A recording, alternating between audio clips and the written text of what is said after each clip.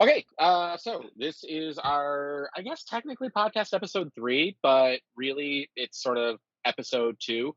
One and two were some subject matters that were essentially it was just like, hey, here's who we are, and followed by like a sort of a part two of this is the type of content that we want to cover. We've since released a couple of little content based videos that are non podcast related, and then we've talked about getting a regular schedule for content release as well as podcast release. So a little bit of housekeeping that I wanted to, and I kind of talked to all of you about was I feel like we should probably start off these podcast episodes with a little bit of information stuff that has nothing to do necessarily with the podcast episode, but rather sort of information outside of the scope. And like, so what I called it while we were having the conversation was housekeeping. And so the housekeeping item that I kind of wanted to bring up is just sort of a like a state of affairs. I wanted to mention that we do now, obviously, we're publishing to YouTube. We do have the website, poweredbyexplosions.com is up and running. And in there, you will currently find links to obviously our YouTube, our podcast, excuse me, and to our Instagram. I'm kind of pressuring Heidi to be a little more proactive about getting on top of the Instagram and posting some of the content that we're sending their way to publish. So you should see that stuff there. We have some really exciting stuff that we think that you're going to see on YouTube here coming imminently. Derek stayed up pretty late working on that. And then as far as the podcast material itself, obviously, as I said, the video content is there. You may be seeing like ingesting this on YouTube. Also, you may be listening to this in your podcast. We do have ourselves published through Apple Podcasts. We are available through search through Google Podcasts as well. And then given organic, I guess, exposure, I imagine you'll probably be able to find us on a variety of other platforms as well. So with that said, that was kind of the housekeeping item that I wanted to talk about. Does anyone else have anything before we jump into the subject matter of this episode? No, no. Look forward to our other videos and our other Yeah, podcasts. We got a lot queued yeah, up to come in, so we do in our Golder, our Google folder. Okay, cool. So this particular episode, we sort of talked about who we were. We talked about the content that we wanted to create, and so we've got those two things in separate sort of. I don't want to say they're categories. They're not categories, but we've got those sort of set out. But let's combine the two. Like we talked about. Hi, I'm John, and um, I, want to talk about cars or motorcycles or whatever. Like, or we will be talking about cars or motorcycles or whatever. And the thought was, okay, well, what kind of car or motorcycle do these people drive? Like these things that are powered by explosions? What are they into? And Derek and I have known each other for a long period of time, and we've sort of talked about how we think in most things, um, our expectation is that we're going to wind up at the same spot. But how we get there is going to be very different. And I would say that if we're breaking things down to like a manufacturer level, we're probably not going to agree on a lot of things.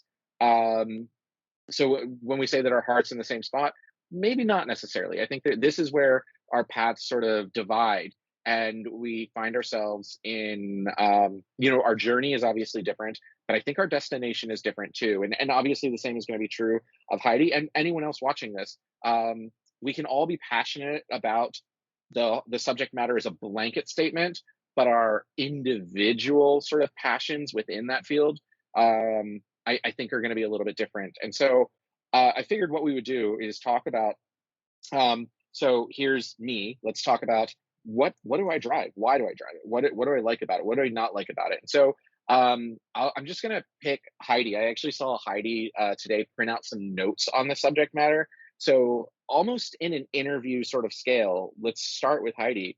Um, yeah. So Heidi, you're Heidi. People have sort of seen you in the Who We Are episode. But just top question on my list for you: what's your daily driver? Hi. The daily driver is the Mazda Miata MD. It's a 2022. I got it back in November, just in time for winter, so I could, excuse me, bobsled it around, and that was a fun thing. Um, it's I wouldn't really call it a sports car. It's more of a toy at the end of the day.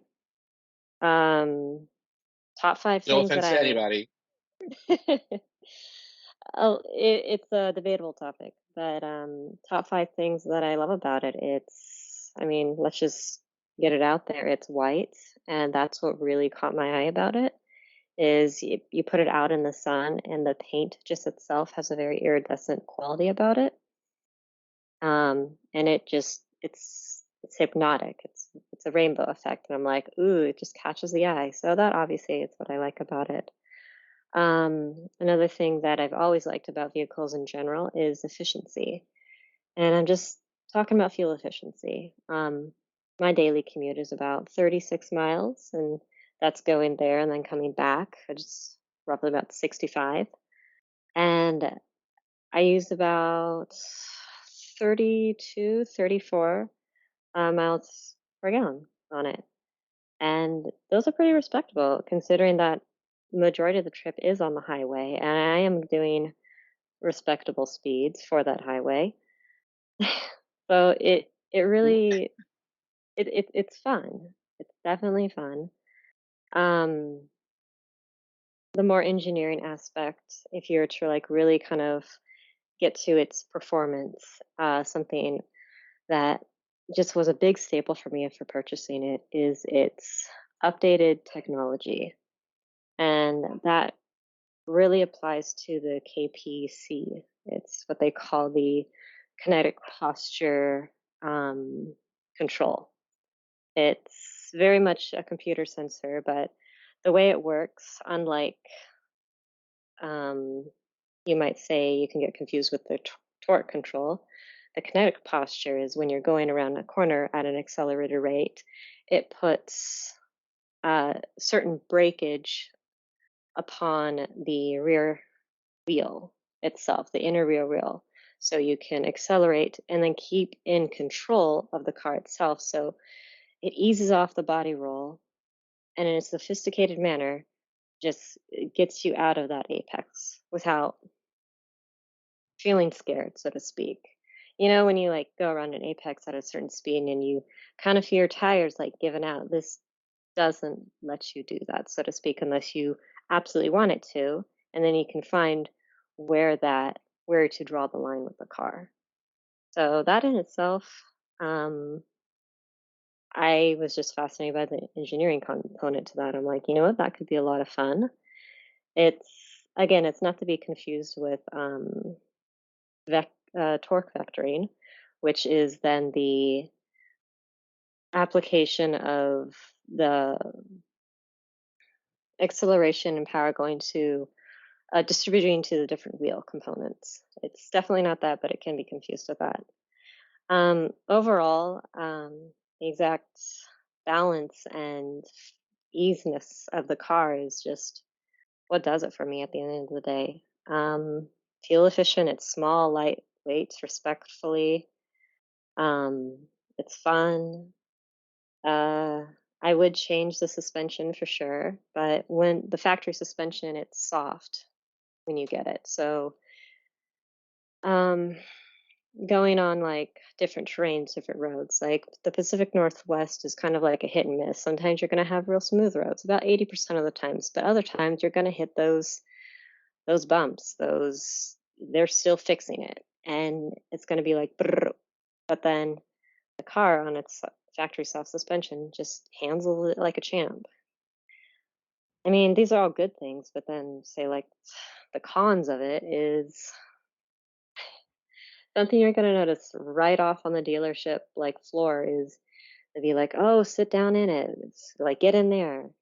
And it is small, it is nice, and it fits to you for sure. But as you're kind of opening up the door opens up really wide. And that could be a little jarring because you're like, well, at least it opens up for me. It's not a tight fit. But then when you're in like a parking structure, God forbid you're like in a parallel thing and you're in the city, you don't want someone to drive by and hit your door, right? So that could be bad. And I always have this kind of like, oh my gosh, what's coming? Am I going to lose my door today, right? As much as I love the paint itself is very frail. Um, just being in the Pacific Northwest, I've gotten so many rock chips on like the front bumper, and it just forces me to look up the pricier things. Clear bra, affordable. Ceramic paint overcoat, I don't have the money for that right now. But is it an option later on the line? Probably. Um, Going down the highway at my lovely and respectable speeds, um, the car itself gets up to at least caps at 143 miles per hour.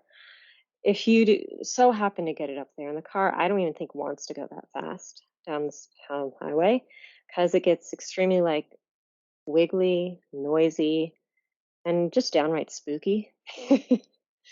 So yeah, wouldn't recommend putting it at that bar. Even though it can go there, I wouldn't recommend it. It's very scary and it just gets really light and you can feel yourself just kind of glide and you're like, am I going to live or am I going to die? I don't know. But it handles well. But you just have to know where really your limit is with it. Another thing I didn't like what about my buyer's remorse is the fact that I got the Grand Touring version. It's better said I settled for the Grand Touring version. I wanted the club package with the Caro seats, the BBS wheels, the Brembo brakes. All that was in the club. And then with all the MSRP that I paid then to get the Grand Touring, I could have gotten the club. So I'm like, you know what? No dealership was ordering them. No dealership had intentions of ordering the club.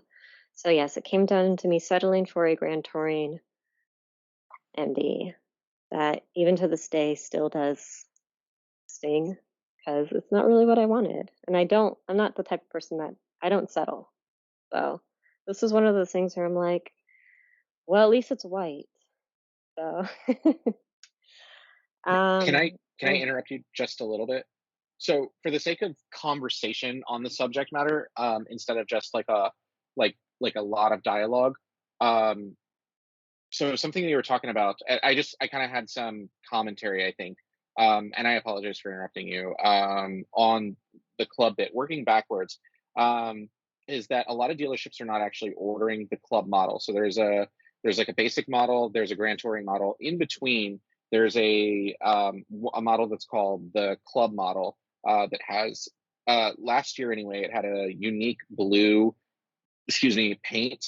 And it was the only one that was available that you could order with um, Brembo brakes, Recaro seats. I think it was Bilstein struts, and I think BBS wheels. So you could did order have that that. as a package to the club models, right? But you're right. Dealerships were not just ordering them and expecting to sell them. You had to physically go to Mazda USA in the United States anyway and say, "Hey, I want a club." Put it together, build it as expected, and then have it shipped to your dealer of choice. At which point the dealer would sell it to you. The other thing that you were talking about the paint for the individuals that are listening to this is that there are lots of different manufacturers that have their various different paint considerations, but the MX-5s specifically of this current N as in November, D as in Delta, ND2 generation, and maybe it goes back before that, the paint is super, super thin. Like you can actually accidentally scratch paint off with your fingernail down to metal. You can do that with your fingernail on the ND2s. So that's also a challenge.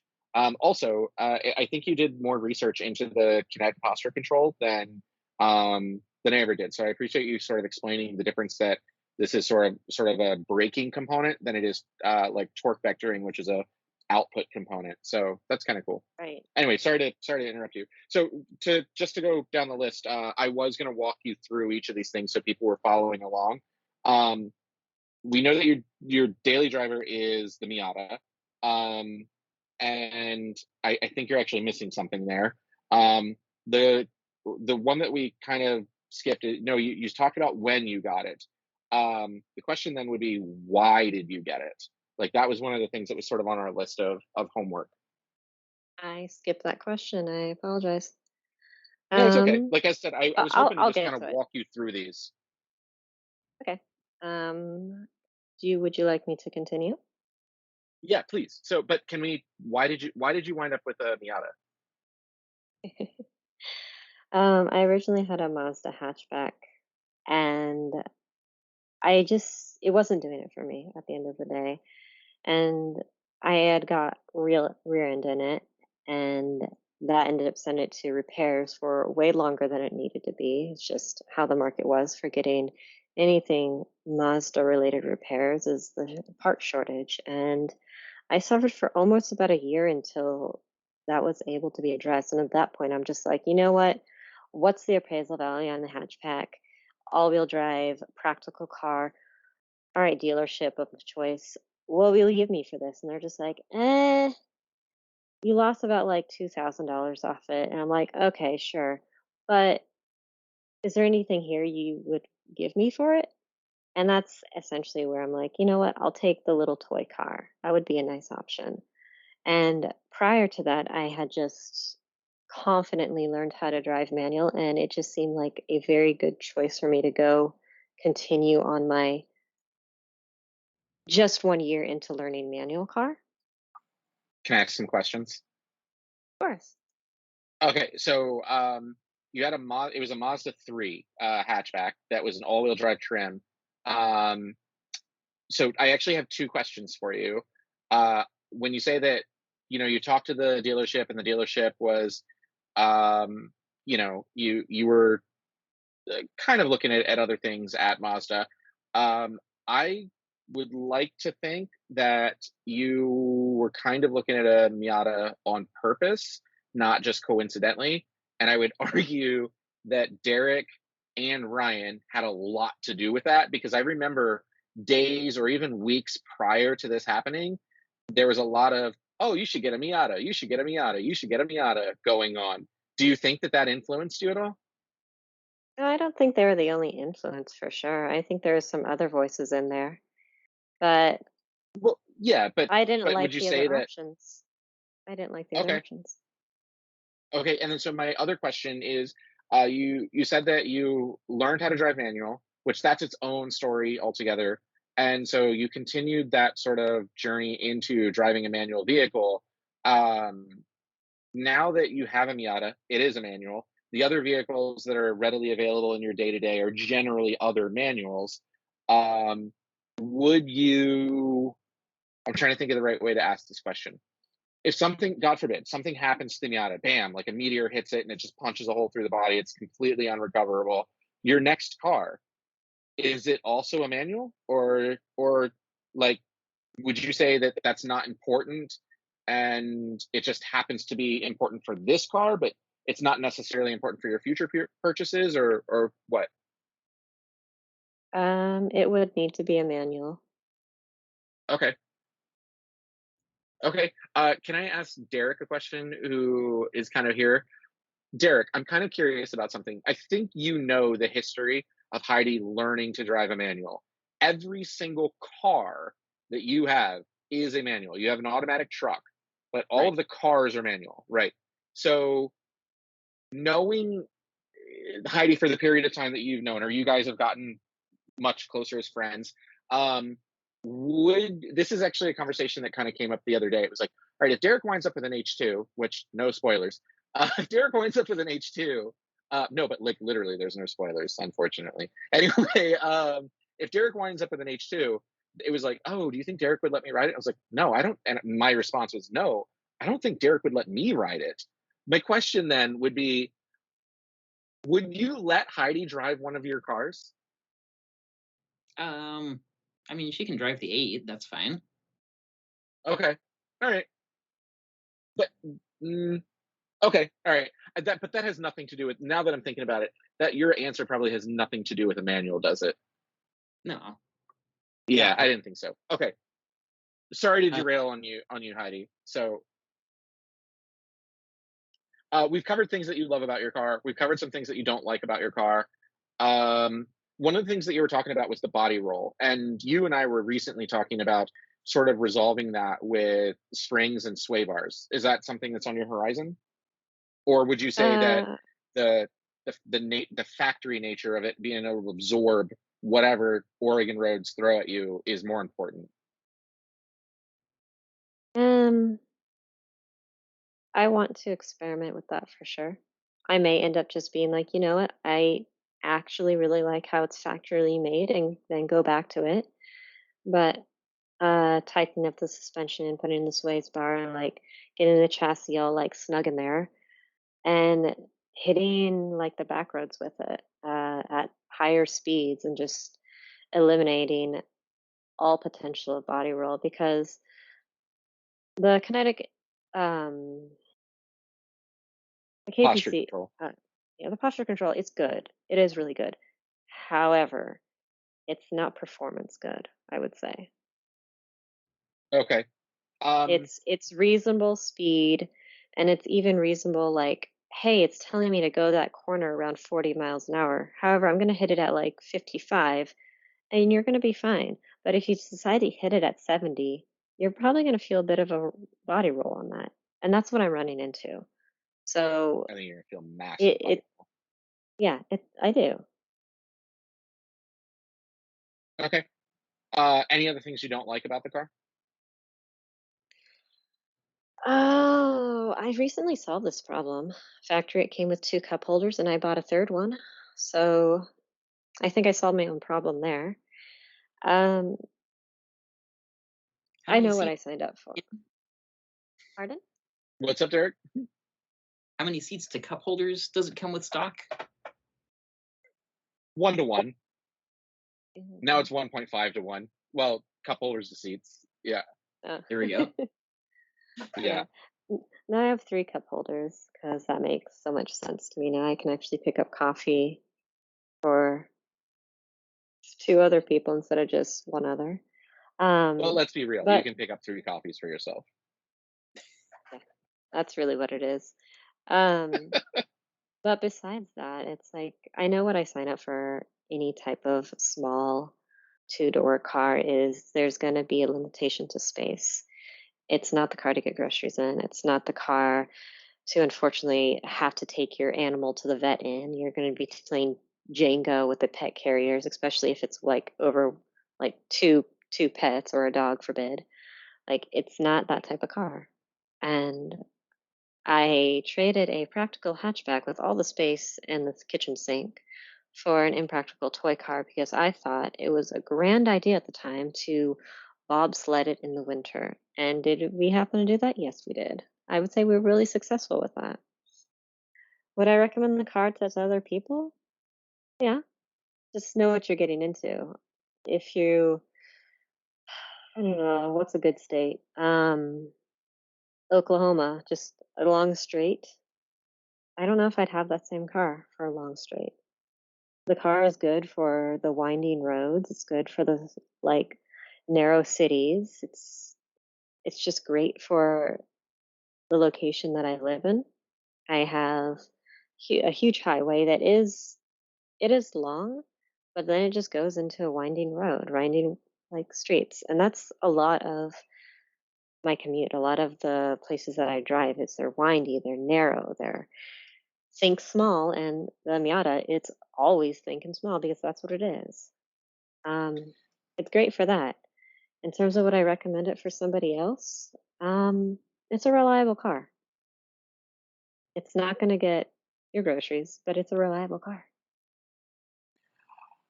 I think it will get your groceries. It just won't get your family's groceries. And you're right. Depending on the dog, you're not going to get that dog to the vet. Um, depending on the type of sort of environment that you live in. Like here in the Pacific Northwest, we get half of our year is okay, and half of our year is like less than okay for a convertible. So yeah, I guess that's a consideration. Um, a couple of things that I kind of wanted to talk about in regards to your Miata is that regarding your cup holders, for example, um, those are prohibitively expensive for a cup holder. So that's a little bit of a Yeah. challenge. It is very reliable. What else did I notice about it? Yeah, no. Okay. That's kind of Oh, so that's what I was gonna say is that for the viewers, Heidi's talking about how it's a long commute. At the very beginning, you said it's like 65 miles, something like that, for your commute every day to work, No, 30 it's something there, 30 one something way back. is one, yeah, 30 and then 30. So yeah, about 65. Okay. And then you were just now saying that it's like highway, like straight highway, and then it hits like some winding roads. So I'm not going to get into the road names, but where we live, there is a straight line for about two-thirds of, yeah, about two-thirds of the drive. I'm going to sneeze. About two-thirds of the drive, and then we hit a an uphill that is fairly winding, and then going the other way coming back, you've got another fairly, you got that fairly winding downhill followed by the two-thirds of the way back straightaway. But my thought, because I just was thinking about this while you were explaining your commute, um, is that you're going to become it because you go to work every day, and you've got this mountain uphill and downhill that you got to do. Like, the only thing you're missing is some tofu and folding water before before you're beaten, folks. You're a master of your downhill. So I don't know. I'm excited to. I think that based on the car, your exposure to the car, the terrain that you have to commute, I would actually say, like, I'm not saying like this is initial D or something, but I would say that it. I think I've personally seen an improvement in your driving skills. So that's kind of cool. I I'm think a the fast Miata learner. has made you a better driver. Yeah. Yeah. So So it I goes gotta on a little ways. Yeah, I gotta disagree on one little thing here. I think it sure. definitely sports car, but it's no kind of muscle car. Yeah, I would agree with you when she's like, yeah, no, it's a toy car, it's not a sports car. And I think that might be true for Heidi because the type of sports car that it is, she has not gotten into that. So where it excels tremendously in an organized sort of way, she hasn't gotten into that. So I don't know. Just the twisty roads. Like that's really all it's really meant for. Yeah, right. And that's what she was saying. Like it's 143 miles an hour in a straight line. It's like, or if you live in Oklahoma, no, where you're just going straight forever on a flat, whatever. It's for sure a nimble, lightweight car, low on power but low on weight, and so Derek and I disagree on that sometimes. So, like, But I don't know that it's we have time. Go ahead. it's very much like the Lotus philosophy is simplify and add lightness. And they really Yes, did. I know. Yeah. Anyway, Um, I was gonna say I don't think we have time to get into it, but I would say that Heidi, because like this could go for a long while. Um, I would say the Miata is in fact your daily driver, incidentally, but the fact that it's summer, I know at least last summer, you had availability that something else becomes your daily driver during the summer. But I wonder if we should actually make that. What are your guys' thoughts? Let's talk about our motorcycles is another episode. Like, what motorcycles do we ride? This is our car. yeah. Yeah. Okay. All right. Cool. So Derek, or sorry, Heidi, do you have any closing thoughts on the Miata? Like, I know we covered all the things on the list. Words of advice for somebody thinking about getting one. Do you have any closing thoughts? Nope. Okay, Derek, what is your daily driver? Well, we alluded to it a little bit earlier, but something like this. It is So, something like that. I have a 2009 RX-8 R3 for a daily driver because I'm a silly person. So, Okay. And so the couple of top questions that I think that you can sort of what is the word? Self-govern. When did you get it? Why did you get it? well, so that's the weird thing. I got this exact same VIN car twice. I've bought this same car twice. Um, so God, I think it was actually August 2017, if I remember correctly. Um, in kind of the middle of some of our firestorm season that year.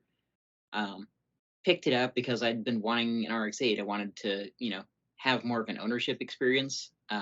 My friend Rob was kind enough to loan me one for about a month, and I drove that around. But it was the first model year, and the first model year has a lot of problems. His was in very good shape, but it still had a lot of weird issues. So eventually, another friend gave me a referral to a different friend who had this car for sale with, I think, 38,000 miles on it at the time. So, like, 8 years old and barely driven. So he gave it to me for a very fair price. I picked that up. I drove it. It shrugs off corners like they're nothing. I, it's an amazing handling car, an incredibly forgiving handling car. So I drove that. I got a different job where I was going to have to commute into downtown, and because this is the R3 package and it has giant wheels, I didn't want to bend these super rare wheels for that car. I didn't want to beat up a low mileage, the most desirable RX-8 by commuting into downtown, and also, start to walking a little funny for how much clutching I would have to do in the traffic back and forth on the commute there. So I sold it. I bought a Lexus IS 300, the first generation, had that for a few years, and then I changed jobs again where I work entirely remotely now, so I didn't need an automatic luxury car. But Can I ask real quick? The IS 300 that's the 2J, the NA? Mm-hmm. Yeah. Okay. So rear wheel drive Lexus with the 2J. Okay. Right. So it's a straight six, and I'd wanted a straight six powered car for a while just to experience that because it's supposed to be the most similar to the rotary smoothness for all the piston engines. Shockingly, though, the Lexus is less comfortable and less ergonomic than the RX-8. Like, seriously so. I think Mazda did a great job on the RX-8 seats. Oh, yeah. Well, mostly. Recaro kind of dropped the ball on one of their pieces on the R3 trim.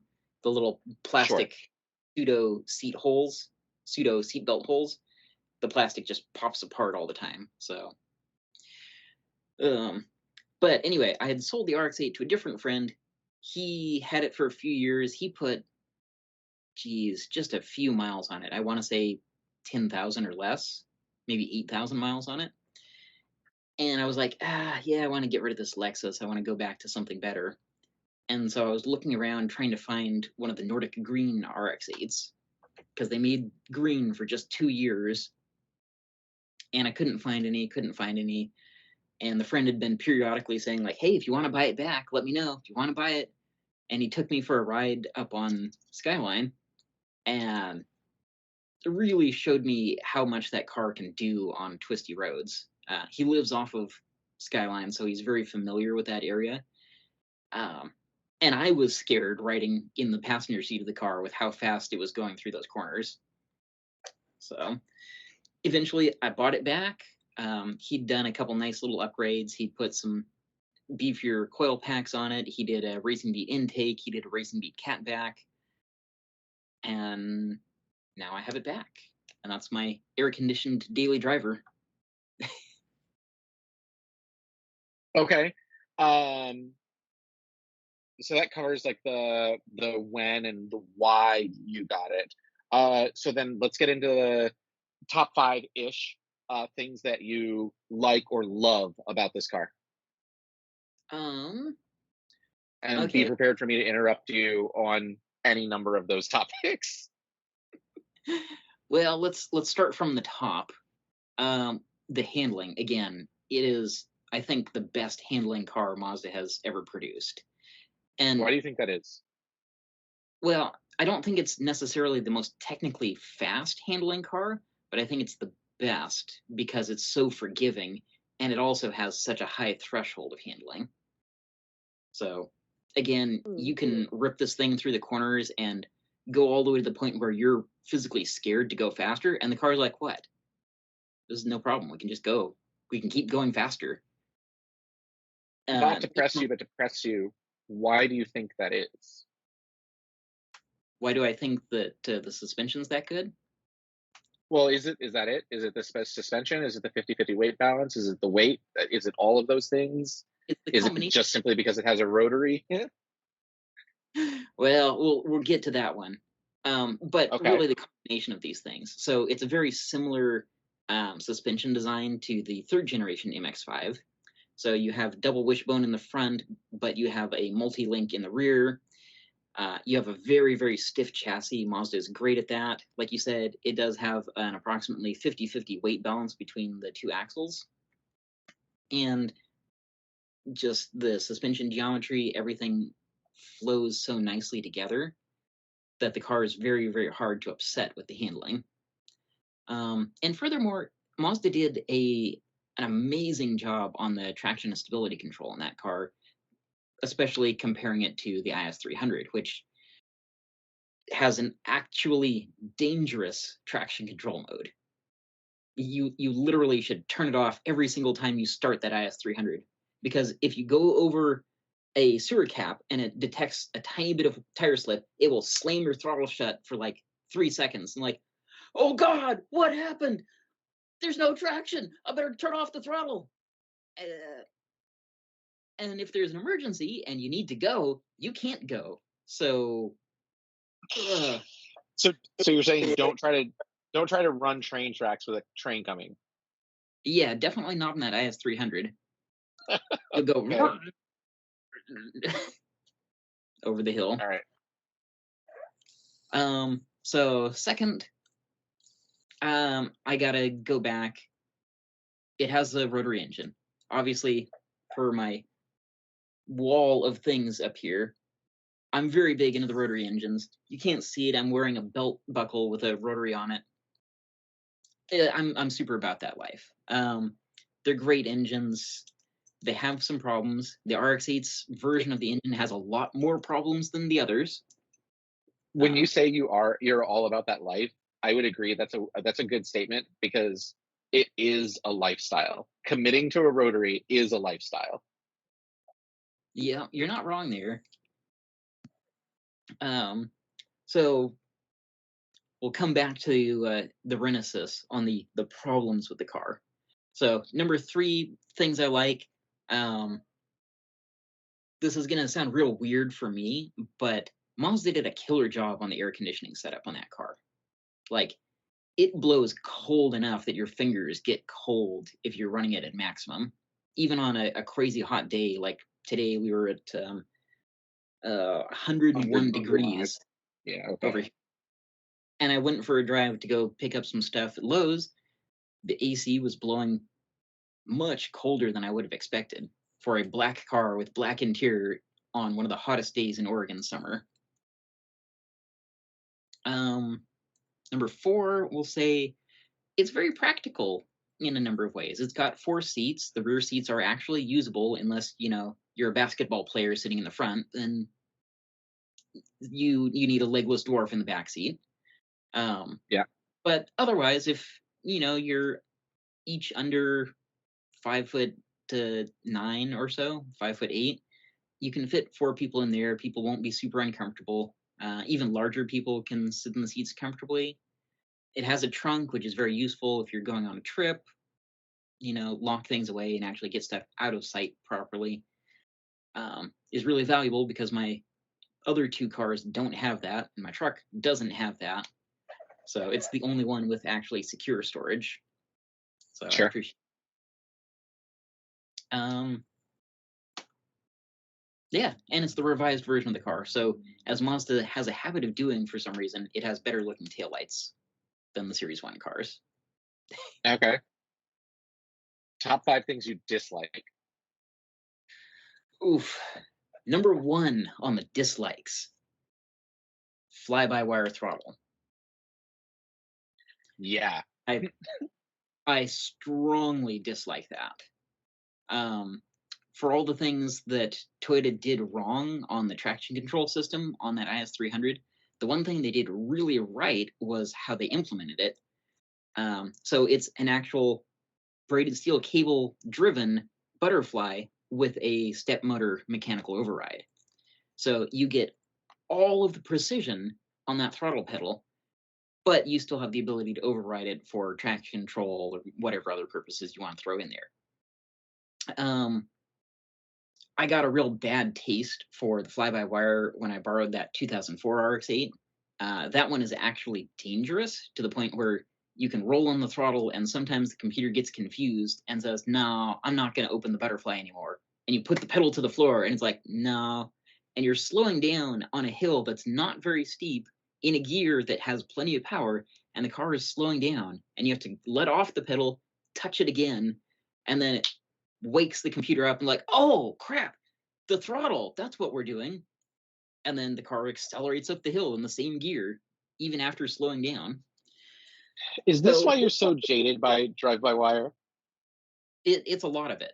Likewise, on the Series 1 RX-8, you can't feel out the throttle and the clutch. If you do that, you will either kill the engine or you will rev up to 3K and hop. It's You know, awful. drive-by-wire has gotten a lot better since 2004, right? Right, and it has, particularly on the 2009 Series 2 RX-8. It is much, much better. But it's still much worse than an actual cable-driven throttle body, because every once What in a year while, is your RX-8? it's a 2009. It's the revised version that has all of the updates and fixes to it. You know, drive-by-wire has gotten a lot better since 2009, right? It might have, but even if it has, I still see it as an unnecessary failure point, because I know Okay. what with, you know, you have a Yes, potentiometer I switch understand.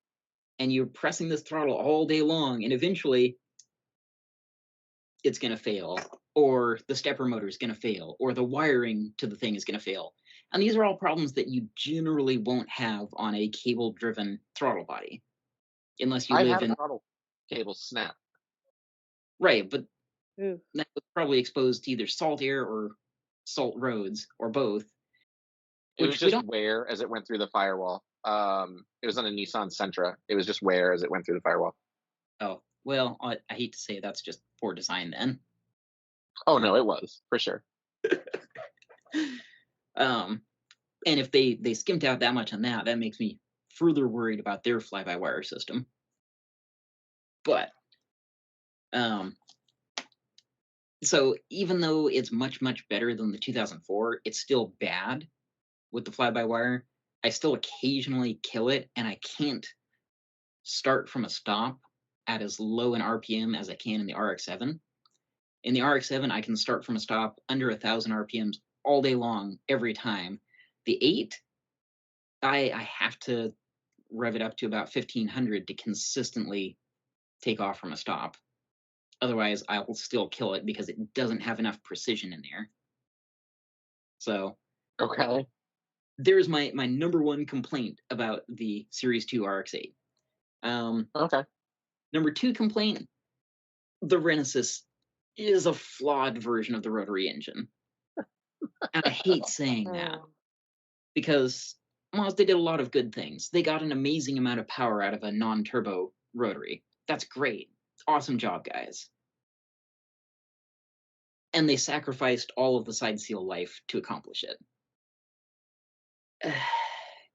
And you know, there are various opinions about the side port exhaust. It gives them much better control over the exhaust timing, which lets them extract a little bit more energy and burn a little more completely, helps obviously power and emissions, and does some good things. But if you're concerned about getting more power overall, the side port exhausts are a restriction. And they've, got some kind of modern problems where the coil packs are not as beefy as they were on the second generation RX-7. That's kind of what it is. So, number 3. You don't have to have Oh, 5. If you just go, no, there's only 3 things wrong. But no, go ahead. there's more. There's more.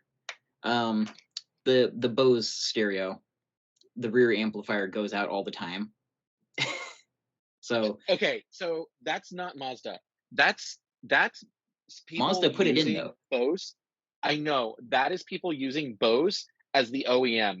The number of times that I've had a Bose system fail that was factory installed by the manufacturer, Oh my god.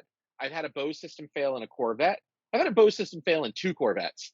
Um, what else did it fail in?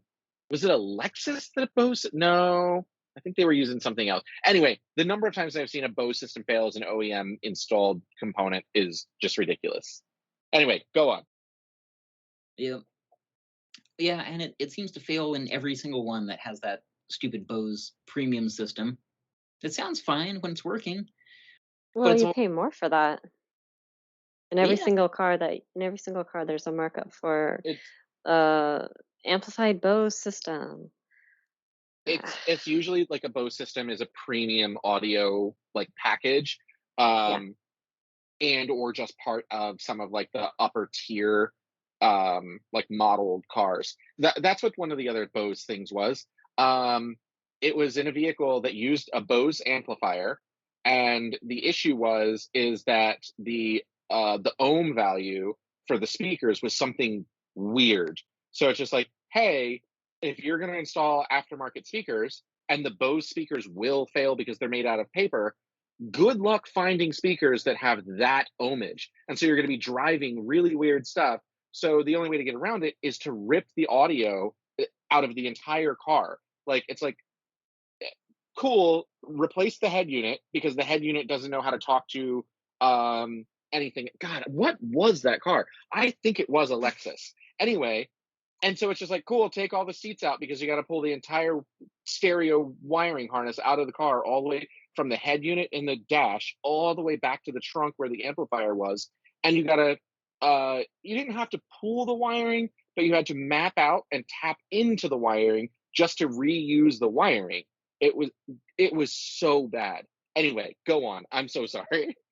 No, that's part of the reason why I don't like that Bose system is like they send a weird distorted signal to their own proprietary amplifier that corrects it for their own weird speakers. And if you want to change one component other than you can swap the head unit out for a different one, but do almost anything else and you need to replace the entire ecosystem, the speakers, the amps, the tweeters. It's all ugh. Thanks, Bose. Yeah. I've lost count of where we are, so I'll just hit real You're at quickly. 4. At 4? Yeah. Okay. So if we're only counting to 5, I'm going to say Mazda never fixed the taillights on these cars because the trunk lid just dumps water into the taillights.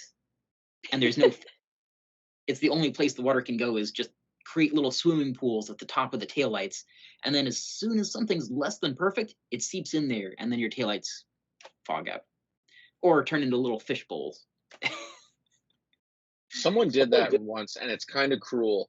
They actually filled their taillights with enough water that they had betas swimming around, a beta in each taillight. Oh gosh. Yep, that would do it. Okay, so the next question that's on the list is, would you recommend that someone else get an RX-8? And I think there's 2 ways to ask this question. If someone didn't know anything about what they were getting into, and they said, man, I'm just looking for a great, really good handling sports car that has a Bose sound system and leaky taillights, what should I get? Would you recommend them get an RX-8? So there's the weird thing. It's the problem with the RX-8 is that it's really a car that should only have been sold to people that are already into that rotary life. Because I would agree. the engine will need help at some point. Even the Series 2 engines, they last a lot longer. They might make it to like 180K before the side seals are just too far gone that you don't get that low end compression to start the engine. Once it's running, it's totally fine, but it's that starting compression that you actually lose first with the seal design. Put that aside though, and absolutely recommend the car. Again, Well, so, and that's the 2 questions, is like, someone who has no idea what they're getting into, you would say probably no. But then as an enthusiast or someone who has an idea that this is going to be a reliability and time sink and money investment, Absolutely yes. Yeah. And that's the conversation I've actually had with a number of people that have approached me like, "Oh, nice car, man, da da da da da." And I asked them like, "Are you really into rotaries and like you're committed to doing a rebuild at some point, or you want to buy a shell and do a rebuild so that you start with a fresh engine and get, a good 10 years of life or however much out of it?" And if they say, "Oh, no, I'm not really into that," or I have an apartment and I can't really work on it and da da da. I'm like, "Oh, okay. You're probably better off getting an MX-5. Go Right. drive an Yep. Indy and you'll have 90% of the important benefits there, but you won't have any reliability concerns other than if you get the soft top, which I'm not terribly a fan of. Sorry. Okay. There's one other question left on the homework, and then I'm actually gonna shift it up a little bit. Surprise questions for either or for both of you, actually. So the last one though that's documented is words of advice for somebody who's thinking about getting an RX-8. uh, my advice is definitely buy a Series 2 car if you can find one in good shape. Tell us Series what a Series 2 is. So the Series 2 is the 2009 through 2012 model years. They're really easy to identify because they'll have the wheels with the rotors cast all the way around the outside, and they have the quad circle taillights, so double circles on each taillight. You definitely want to get that for. It's got a slightly nicer interior. It's the next generation of Mazda interior design. It looks a little bit more professional. It's got a much better engine design. It eliminates the poor oiling setup that they did on the early cars. Um, Front bumper doesn't look as good, but if you're going to buy an RX-8, you definitely want the Series 2.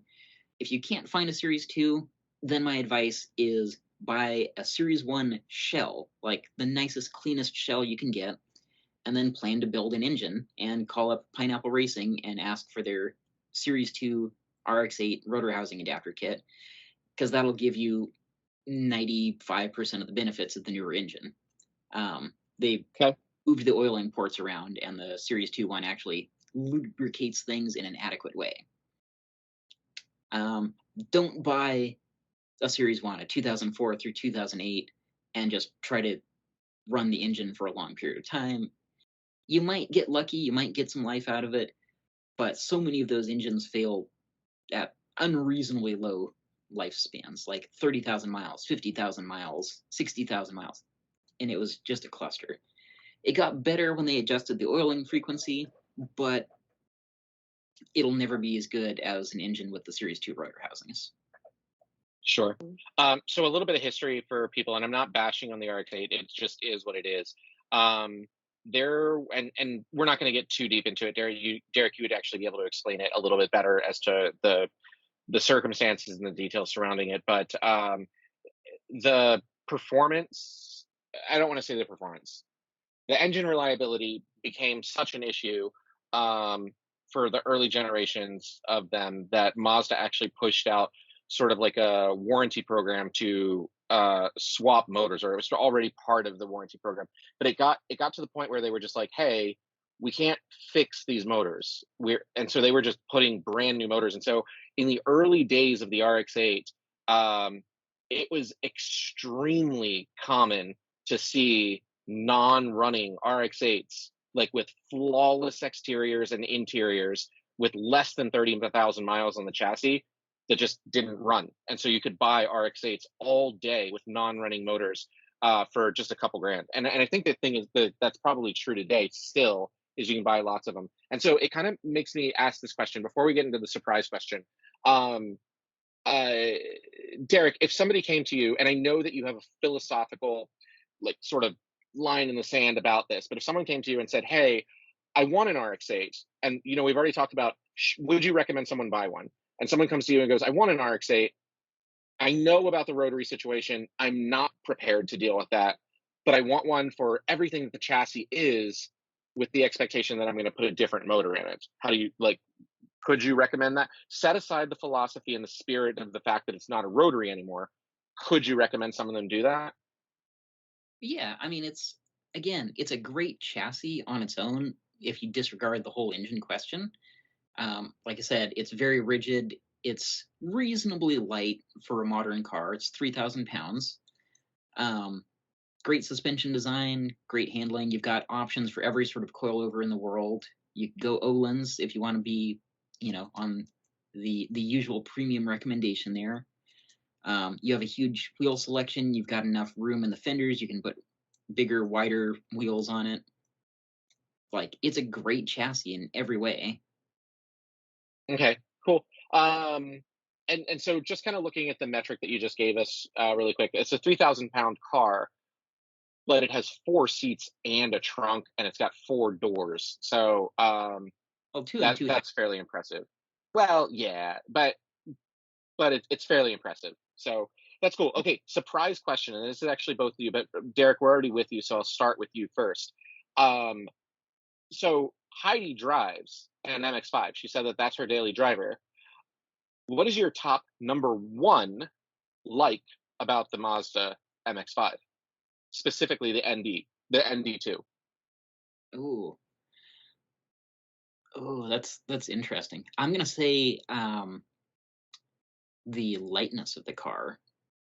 Okay, top number one thing you dislike about the ND2 MX-5. That they come with a soft top by default. That's really my Okay, biggest problem. and for people that are looking at the ND2 or any Miata for that matter, um, hardtops are extremely ridiculously expensive for them.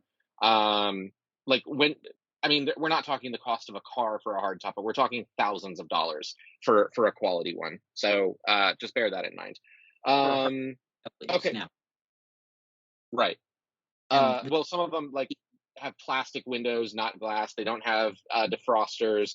Some of them, their ceiling is just kind of not great, and the way that they hold on it. So it's all over the place as far as the quality. I was really impressed with the NB hardtop that I had that was color matched.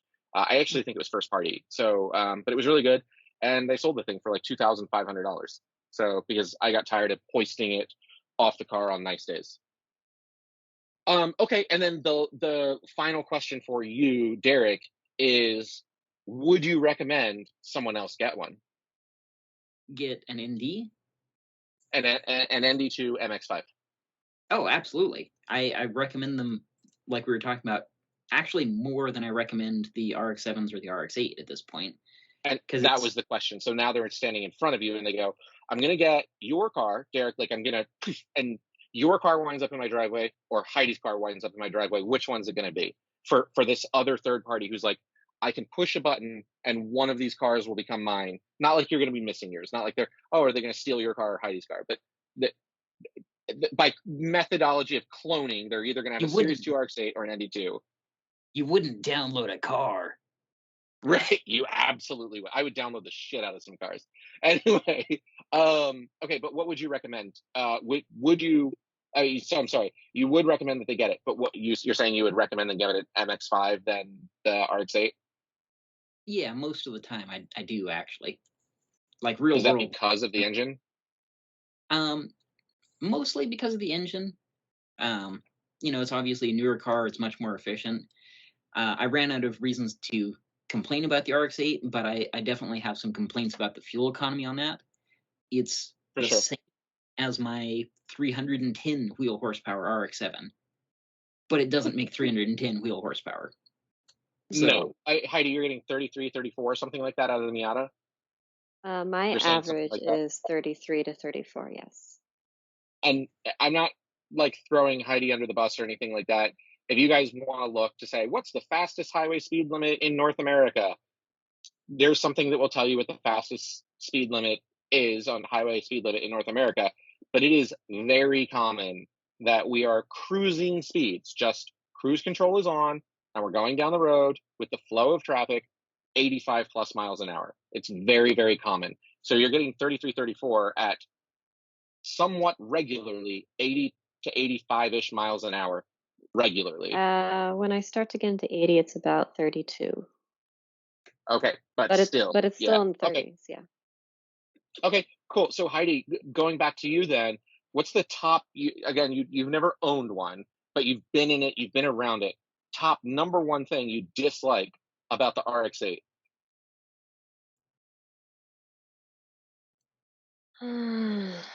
It's a little archaic.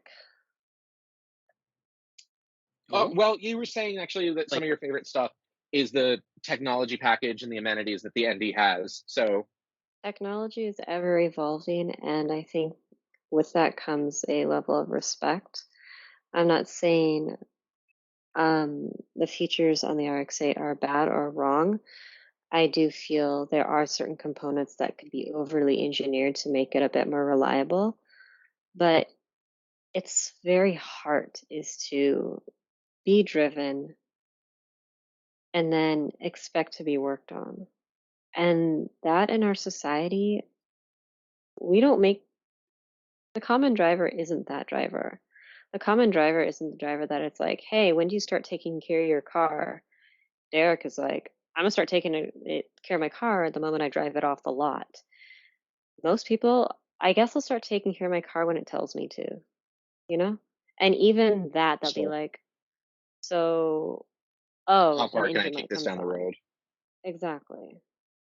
Yeah. So it's a different person. And as I said, the vast majority of people, they're not like Derek. Um, and that's like really kind of what it comes down to, I think. I love your perspective on that. It's because it's so different from mine. Like the archaicness of the RX-8, where it doesn't have any like digital screen things. It has an old like analog clock display kind of a thing, and all the dials are actual physical mechanical needles. There's no virtualized dials. There's no CarPlay, and I actually think that's a feature for me, not a downside. So it's I don't really think it's a down. I don't think there's a downside. It's just it's not for me. I can switch screens. I can look at the pressure in my tires, and it's just digitalized. There's so many different safety features. It's like I can't every single day get on like my knees on the ground and be like, I'm gonna check the pressure of the tire. The computer will just tell me. mhm. Like there's certain Does the components of RX-8 like Series the 2 have a mechanical. TPMS? It does have TPMS, but it's not advanced where it can tell you a pressure. It's like you're good or you're Right. not good. I see. Ours is not even a good or not good. It's in a number. Hmm. So Yeah. in that respect, it's like I appreciate it taking, I guess, the extra mile out of it. It makes Yeah. it My easier, but 2000 then it just makes it easier. my Hmm. 2002 had a TPMS that gave me per tire within a tenth of a PSI. So that was a Chevy. Step it up, Mazda. No, anyway. Okay, Heidi, so what's your They number one did. thing that you like about the RX-8?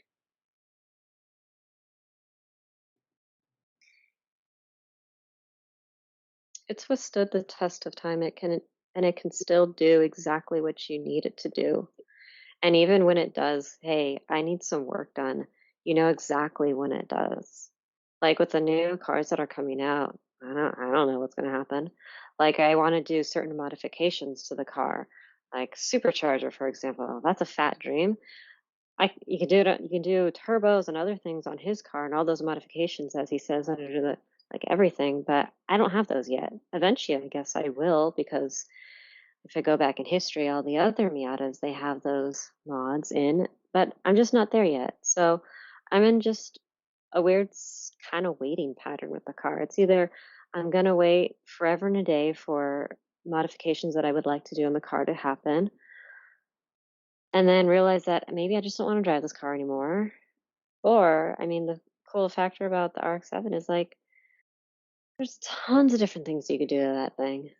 There's tons of different things. So that's really cool to me. So kind of what you were saying about the stuff that you don't like, the archaic nature of the RX-8 or in like maybe an RX-7, is actually sort of the pitfall of the MX-5 for you in that like so for anybody who's just watching or listening to this is that turbo kits and supercharger kits do exist for the ND2 MX-5, but there's a massive, massive electronic issue that exists as It's far not as just overcoming electronic, it's fueling. even fuel, like the fuel Well, issue it's as the well. fueling based on the electronic capabilities. That's what it is. I mean, you can eliminate the entire computer and just go like standalone and map it all out, but then you lose a lot of the amenities that makes it what it is Yeah. without going backwards in direction for a different Miata. Excuse me. Okay. So yeah, okay. Cool. And then so last question for you, Heidi, then on this is someone is same situation. Someone's come up to you and they said, "Hi, Heidi, you're the trusted advisor. Do I go get Derek's RX-8 or do I get your MX-5?" Question after question. You give me a question, I have a question. Where are you going to use it for? Um, You don't Derek's, get to know that. You have to make a gut choice. I would go with the Knowing what Miata. you know about your car, knowing what you know about Derek's car.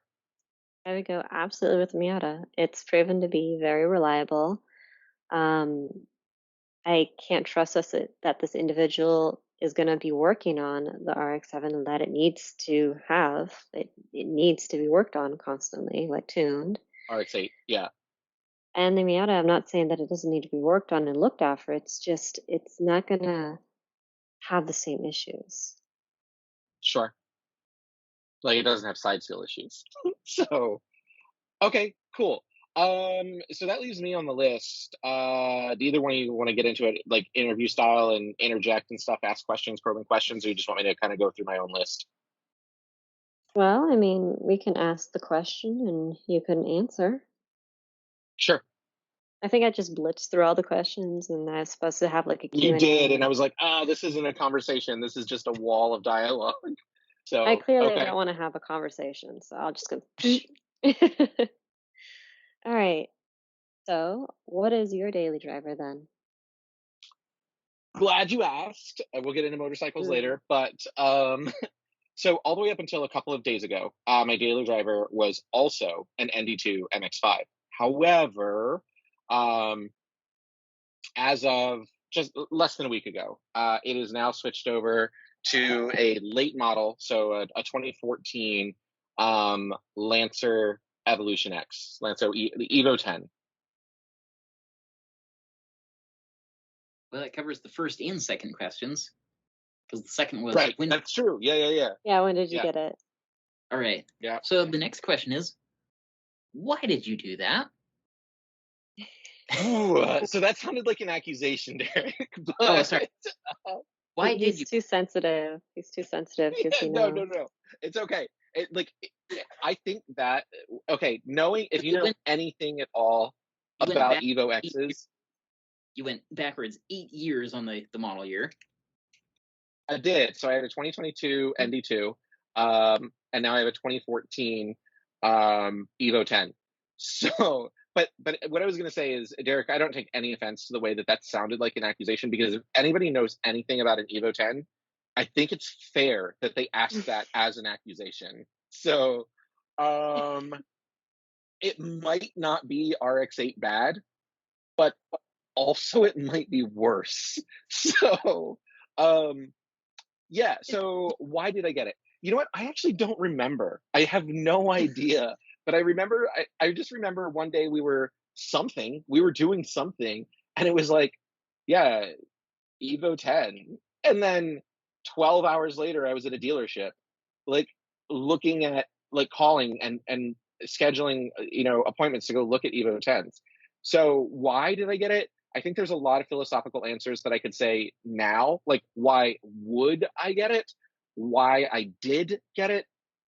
I don't know. I don't remember. But That's so as to not leave that on a dead spot, though, why would I get it? Derek's known me for, again, quite some time in a car sense. Derek, like, you could put it to words better. I don't know exactly what it was that you would say, but like I think the simplest way is it fits my MO, I think. Yeah, because you've always had a like profoundly stated love for boost and love for all-wheel drive, and the Evo's got both. It may not have as many cylinders as you would want, but they're at least in the right orientation, in a straight line. Yeah, no, I want 6 of them in a straight line with boost and all-wheel drive. That only makes for 1 or 2 cars in the world. But Isn't anyway, it inline 4 though? so the Evo is an inline 4, and inline Oh 6 no. is ideal. Yeah, I was about to say. There are very few hero cars that fit that category, all-wheel drive. There's lots of cars that have a Jeep Wrangler could be an inline 6 with all-wheel drive. That's technically 4-wheel drive, but you know, there's lots of BMWs that have inline 6s turbos and all-wheel drive, but no. A GTR is a dream car. I've had lots of now granted they're in a V configuration. I've had 3000 GT VR4s. So I think one of the things that you're missing is heavyweight cars. Like I apparently like heavyweight cars that have all-wheel drive and turbo, but do you actually like it for being heavy, or is that incidental to the other features? It probably is incidental. Like if you told me, hey, you can have, let's use the Evo 10, okay? You can have an Evo 10 that weighs, what is it, 3,400 pounds is what we looked it up at? 3,400 pounds, something like that? 36. I don't think it's 38. It's not 38. There's no way. Let's go. I'll meet you in the middle and say 36. No, now I gotta look. Damn it. When we did look this up before, every search I found said 38 was the floor for those cars from the factory. No. The Mitsubishi Lancer Evo X GSR has a weight of 3,439 pounds. Oh, okay. I was wrong. A little heavy. So 3,400 Not even pounds. a muscle car. It's a Japanese muscle car. Anyway, Is it? it's not. The Japanese muscle cars had 6 cylinders. Yeah. Okay, so at 3,400 pounds. But if someone came to me and said, "Hey, you can have an Evo 10 with 3,400 pounds, like factory, like if you've got your back seats, you got your," I don't think they actually put sound deadening material in there at all. I don't think they did. Whatever. Anyway, all the stuff that you would get in a factory stock car, or you can have one that weighs 2,400 pounds and everything's the same. It just weighs 2,400 pounds. I think I would take the 2,400 pound one, like no questions asked, because I don't think Mitsubishi or anybody else that did it, like these other cars that I really like, were like, oh man, how do we just arbitrarily add 1,000 pounds for no reason? Like, let's just put a ballast in there and we're not even going to 50-50 it. We're just going to put a ballast for no reason. Like, you got any phone books that we can just put in the under the hood? Because anyway, no, sandbags or something. I don't think that's what's happening. So I think it's a side effect of the cars that I'm into. I didn't hear what you said. Sorry. Yeah, so we used a tungsten engine block. Right. Yeah. Exactly. Yeah. Right. I actually, to my defense, the Evo X is the first Evo in the history of Evos that uses an aluminum block. All the other ones were iron block. So look at me on a diet. Anyway, so yeah, the why I got it, I don't remember, but it's kind of been on my list. Like if you said, hey, John, what's your top 20 cars that you'd want to own? Because I don't think it's in my top 10. But if you said your top 20 cars that you'd want to own consecutively, you have a 20 car garage, fill it. I think an Evo would have been in there. So yeah, why did I get it just now? I don't know. Yeah. Sounds like you never What else we owned got? one before. I have not. No, this is my first Evo. I've owned lots of other things from Mitsubishi, and what was called the DSM, which was the collaboration between Mitsubishi, Chrysler, and who was the other one? Buick? I don't remember. No. Oh, wait, the Eagle. They rebranded it as Yes. the Eagle. Yeah. Right. So I've owned stuff from them, but I've never owned an Evo. So yeah, no. Here I am with an Evo. Okay. Well, what are the top 5 things that you like about it? So I like the boost. I like the all-wheel drive. Yeah, I mean those are my major things. What do I like about the Evo X specifically, okay, if I close my eyes and just peek through like a little pinhole of a crack, and so I don't get the full picture of the car, um, I really like the front end of the car, the front grille. It's just this really aggressive front end, especially like as it climbs over that aggressive masculine powerhouse of a front grille up onto the hood that's factory vented and everything and looks like that. I think I like that. So the boost, um, the the love, okay, the boost, the all-wheel drive system, the visual aesthetic of that. I really like that big wing in the back.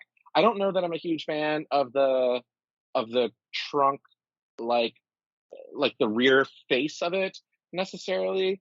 Um, I see a lot of people that Box. pull off It's like the a box. diamond, the triple. Yeah, it's very rectangle, like almost like.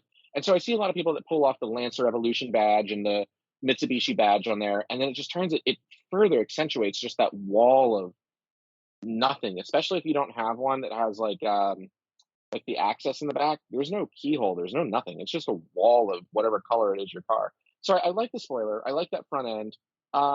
You know what? I actually like the Evo 10 specifically. I don't know if the 8s or 9s or any of the other prior ones came with this.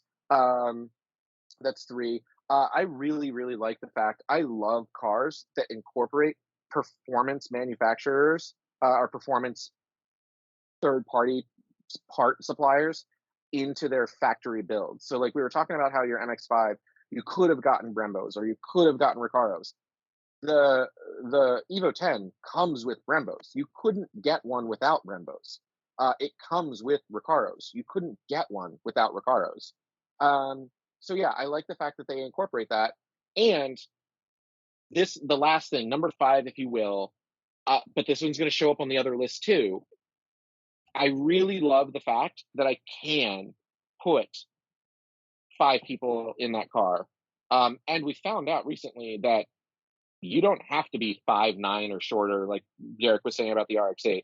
You can be big and you can put other people in that car comfortably. I actually sat in the back seat while I was just reading the other day, and it's a nice place to be. I mean, it's not like a luxury car, but for a rally car, it's a nice place to be. So yeah, that's my 5 things. Yeah, I gotta agree with you on that seat texture. I really love that. It feels very nice. Yeah, I'm actually terrified that as I get in and out, because the front seats really hold on to you. I'm worried about that as I get in and out of that car, I'm gonna burn through that fabric, and I have no idea how I'm gonna resolve that. Like, I don't think I'm gonna be able to go to anybody and be like, "Hey, reupholster this in the factory Recaro fabric." I don't know. You should be able to get something close, I'd imagine. But I hope so. Yeah. So 5 things you dislike about it. This is really easy to do. So you know what I was actually thinking about as we were kind of going through each of our cars. I was thinking it's really easy for me to find 5 things I really don't like about the RX-8, and it's really easy for me to find 5 things I don't like about the Evo. It was a lot harder for me to find 5 things I didn't like about the Miata. The ND2, the only thing that I didn't like was uh, the limited space, like extremely limited space. That's what you're And buying. I know, and the body roll. Like that's it. Like there wasn't really anything else that I really just gets under me about the Miata, There was one. The thing you which complained is most about was the CarPlay lag. Yeah, but that's his own that's overcomeable. technology Yeah, failing. you can overcome that. Yeah. So, and that's the thing is there's things that you just can't overcome without changing the characteristic of the vehicle. And the way that you overcome that is you plug in Android Auto and it's 99% of the time fine. So, okay, but the Evo though, 5 things that I hate about it. I don't like 4-door cars. I don't like sedans. And it makes sense for the Evo. The Evo wouldn't be the same thing if it wasn't a sedan. It would be a Mitsubishi Eclipse GSX, which is the all-wheel drive turbo Eclipse, or it would be a 3000 GT VR4, which is an all-wheel drive. No, it wouldn't. It would be the Eclipse. So, because the Eclipse is a single turbo 4-cylinder two-door, whereas the 3000 GT VR4 is a 6-cylinder twin turbo. So whatever, but yeah, no, I just don't like 4-door cars. So yeah, that's one thing I don't like about the Evo is that it has twice as many doors as I want on the car. The other thing that I really don't like about it is that Mitsubishi put all of their money into the power plant and the drive. Maybe not the drivetrain, but they put all of their money into the what the car is supposed to be, and none of it into the interior, minus the seats. And so everything rattles in an Evo X. Things that shouldn't rattle in an Evo X. The speakers, I actually took one apart, it's literally made out of paper, but I think it's even recycled paper. Like, so I don't know. It's not good. And they rattled themselves to death. I don't believe someone blew that speaker. I think that it just vibrated itself apart. So, yeah, everything rattles. The headliner rattles. So whatever. One of the most common interior parts that I can find because I went on a part search for the Evo 10. One of the most common, and it's kind of expensive too, interior parts that I can find for an Evo 10, headliner clips. So anyway, 4 doors, everything rattles. Let's see. Don't like that. Ooh, the drivetrain. So I was gonna say they put their money towards the power plant and the drivetrain. I think they put their money towards what it's supposed to be. I'm gonna say that very generically, but some of the engineering components of an Evo 10,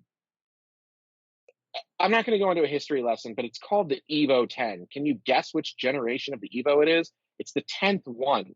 Some of the engineering failures that exist in the Evo 10 should have been sorted out in the Evo 4 or 5 or something else, not unresolved when they pushed out the Evo 10 final edition. Now we're done. It shouldn't have still existed. And I don't know if it existed in the earlier version. So maybe they made it up. I don't know. Like, they were just like, oh yeah, no, look, here we got it. They've been doing all-wheel drive. They should have figured this stuff out. I don't know. So as a multifaceted sort of driveline issue, the transmissions are not, they have some challenges. Apparently, here's something that's neat. English Racing says a factory transmission and its internals are good for over 700 horsepower. They say the transfer case is good for over 700 horsepower. They say the rear differential, as long as you address the differential pins, is good for 700-ish horsepower. Cool, but the problem is there are little things in there that have nothing to do with the load that are just like, we're going to brake because it's Tuesday or whatever day of the week. We're just going to brake because the sun set today. Like, I was watching a guy that I know, very casually know, who lives up in Tacoma, who had to pull the transmission, disassemble the transmission just to replace a clip that he went and bought at Ace Hardware for 50 cents because he couldn't shift into 5th gear. But he spent hours pulling that out to do that because a little clip that has nothing to do with load broke. It lost part of its tooth, and so it just didn't clip anymore. It allowed a rod to slide unrestricted. I just ordered a whole pile of parts, and some of these parts that came in, almost all of these parts are specifically are just reliability parts, so my transmission doesn't shake itself off. So when you shift, it gets table shifted. The transmission's up in the front of the car, so that when you shift, the shift cable doesn't disconnect somewhere at the fork, and you have to drop the transmission to put it back on. Like, really? They're like, ooh, don't shift too fast, or you might need to drop your transmission. It didn't break. It just, the cable slipped off. Good luck. So there's stuff like that. So we said 4 doors, rattles itself to death. I'm gonna call that five, because there's just driveline things. Um, no, I think the closing one, we'll call that 4 and 5, is that there was a Mitsubishi Lancer, and it was an econo car that Mitsubishi made. It wasn't the most econo car, but it was an econo car. If you needed a cheap four-door sedan, you could buy a Lancer. And that's what almost everything but the power plant and the driveline and the driver and passenger seat are in a Lancer Evolution is an econo sedan. They literally dropped an econo sedan over a performance rally car and called it a good day. So take from that what you will. Anyway, that was my rant.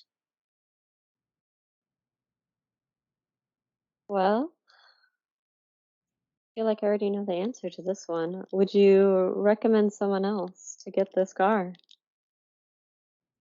Absolutely, under very, very, and I think that we all have the same thing. Like, it's like under very specific circumstances, yes. Like, hey, should I get one of these cars? Instead of going yes, no, the follow up response would be, I have some questions, and then I'll tell you. And with the Evo X, the questions that I have to ask are you comfortable doing are you comfortable researching on Google for your symptom to find a very well documented problem and solution? And if you are, okay, next question. Next question is, lots of cars nowadays have a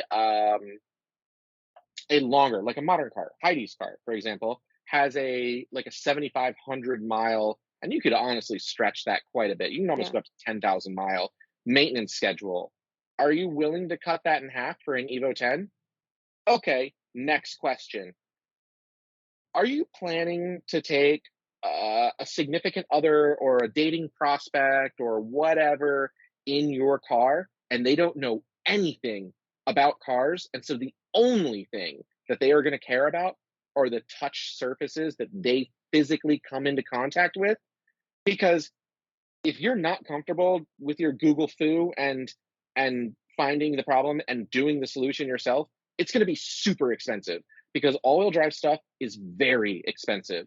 Are you okay with religiously doing your oil changes every 5,000 miles or less and checking on your differential fluid and your transmission fluid and crawling under there with a stick to poke out your evap system so it doesn't smell like fish because the drainage port for your air conditioner is so low that it scoops up dirt and it makes the interior smell like fish? If these are things you don't want to do, no, don't get this car. Final question, like, when this girl or guy or whatever it is that gets in this car that doesn't know crap about cars gets in and goes, man, why is this car so loud, rattling itself to death? And the dashboard, it looks like it's made out of something neat, but it's actually like spit and twigs held together with chiclet gum.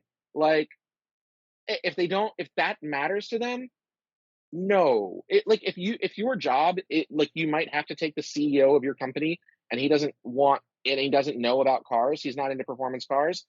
No, do not get this car. Like, it's just, that's all.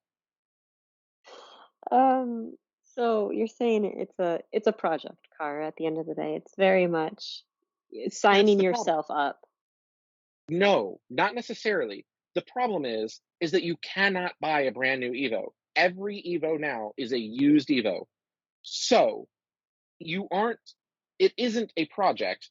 Not necessarily. That's actually the problem. That's a bigger problem, is that these cars are like the bag of Legos that you get for a 6-year-old. You didn't get them a kit that they just follow the instructions and assemble the Death Star. You gave them the kit and said, hey, did you watch Reading Rainbow today? Use your imagination and build something. Because that's what every single Evo is someone else's project that you've now inherited.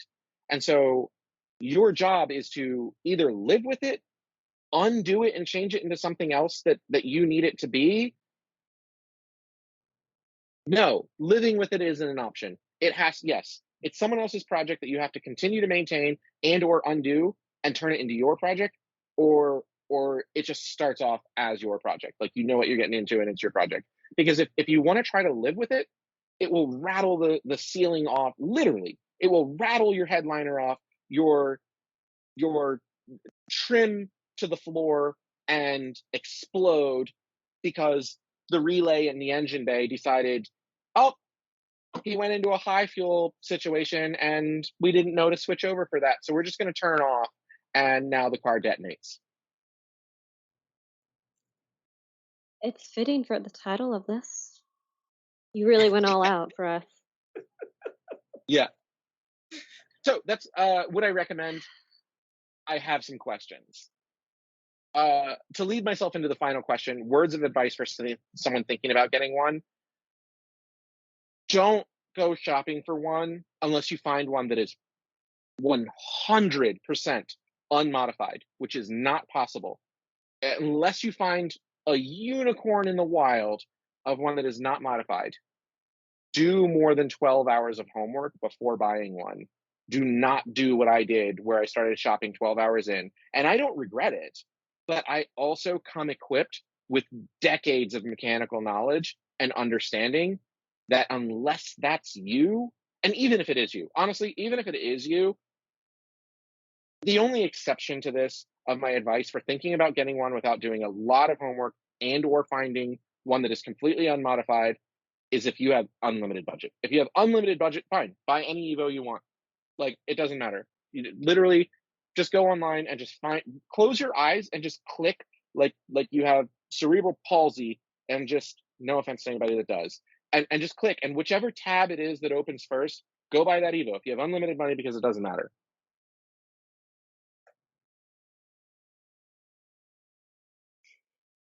You're making me feel a little bit better about the 8. I think you might get better fuel economy in your 8 than I do in the Evo.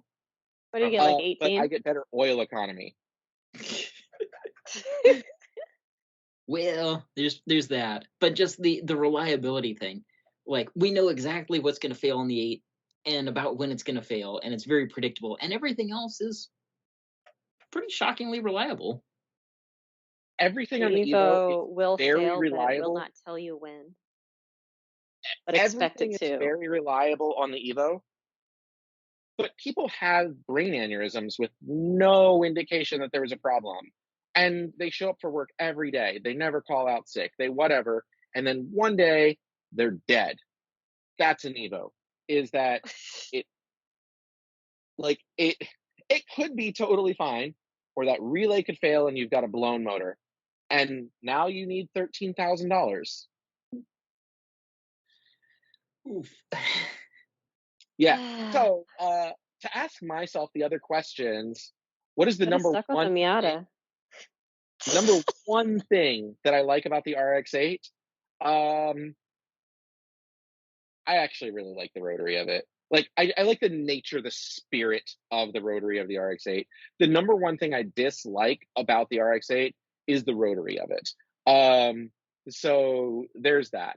The number one thing, yeah, specifically, yeah. The number one thing I really like about the Miata, the ND2, it's probably the aesthetics. They're very pretty cars to look at from the outside. Just even factory, they're just very pretty cars. The number one thing I dislike about it, Heidi kind of touched on that, is that it is at a point nowadays where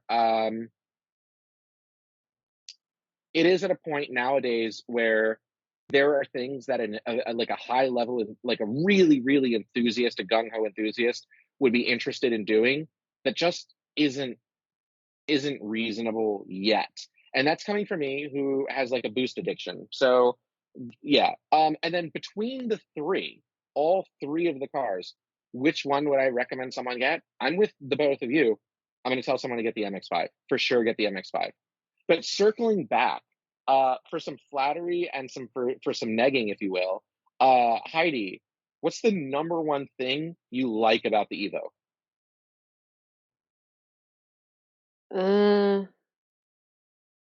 Nothing. I don't like anything about that car. Eh, I should have added that to my notes.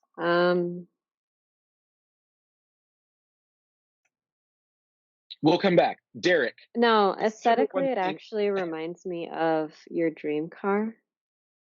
So when I think about that, I'm just like, it's cute. And that's how I like my car. I think it's just cute. But I recognize it's just a stepping stone for you. I It's a don't know cute that stepping Evo stone. would appreciate being called cute. It's a cute stepping stone. It looks like it's trying to be a very muscular all-wheel drive GTR. John, this is Hmm. where you flashed a picture of it over the screen. Yeah, I guess. Evo picture you can get. And with cute question mark? Yeah. I'm not sure I see cute on there. I don't see cute. I hear you, Heidi, but I don't see cute. All right, what's But your number one thing you dislike about the Evo? It's a brute. It is. That's true. It's a brute. It's noisy. Yeah, It has no apologies for whatever it's gonna do. Like Evo's gonna Evo. Yeah. it's true. It's true. Okay, Derek, number one thing you like about the Evo? um, I've probably got to agree. I actually like the aesthetics all around for the the exterior. I love Okay, the seats in it for the interior. The gauges are fine. The rest of the interior is like whatever. Like you said, just some economy car with nice seats. But the yep, outside, it looks great. Particularly, I think the head-on front or the quarter front views are really, really good. But I also have no problem with how the rear looks. I actually like the very chopped, sharp angled trunk. I think they did a much better job on that than, say, like the first generation Mazda 3 sedan, where the trunk looks kind of ungainly large. But it works for the Evo. Like it fits with all the rest of the aesthetics, and it's very good. okay. I could see that. I would agree about the Mazda. Okay. I would also say I What think it is looks very angry and aggressive. not cute? Yeah, no, I'm with you. I like on the front end, it goes to that like I'm a brute and I don't have any Like, apologies for anyone. yeah, he's looking like this. It's like that's Yeah, how That's the thing. how the Evo looks to me. I'm comparing it with the GTR, which is just like it's you're out. specifically talking about which Yes. GTR though, because Uh, they all look very different. yeah, they all You know, do, Hawk's don't they? GTR, that's an R35. R35 probably. Let's just take that Okay, one because I can't quite use the okay, Nismo for this one, so let's take that one. Like it's trying so hard, so I'm using the phrase "cute" as sarcasm. okay, okay. Derek, number one thing you dislike about the Evo? Um, Gotta be the weight. It's gonna be the weight. He's It fat is the phobic. way. God. I mean, so you let me drive it. I drove it around for like 15 minutes. Yeah, Actually, driving it in that limited context, the weight was not as upsetting. I think it would be for me for the longer term, but the more immediate thing, it like the switching gear didn't feel good. So you flip like the turn signal switch, and it feels like my Frontier's turn signal switch. I'm like okay, yeah. So some of the parts they skimped a little too much on, and the A economy car lot much. shows the economy car shows through a little bit too much in some areas where it really shouldn't.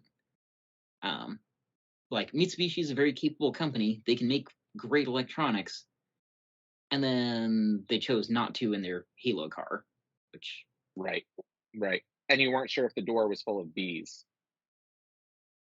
oh yeah, that other speaker that was Yeah. what is happening here? Yep. Yep. Okay. Um, And so now that we've introduced an Evo to the mix, I'm assuming, I feel like it's safe to assume neither of you would change your answer. We all vote the MX-5 is the car to recommend to someone. Yeah, absolutely. Yeah. Okay, cool. So after trimming this, I think we're going to be still at like an hour An hour. and 40 minutes, something like that. Because we're at just under 2 hours right now. So my question then is, do either of you have that covers our topics? I feel like we're good on that. We're done on that. That's our daily drivers. That's our thoughts on our cars, on each other's cars. Does anyone else have anything that they wanted to cover today, right now? Thoughts on prior something that occurs to you, something that's coming up in the future that's not a spoiler that occurs to you?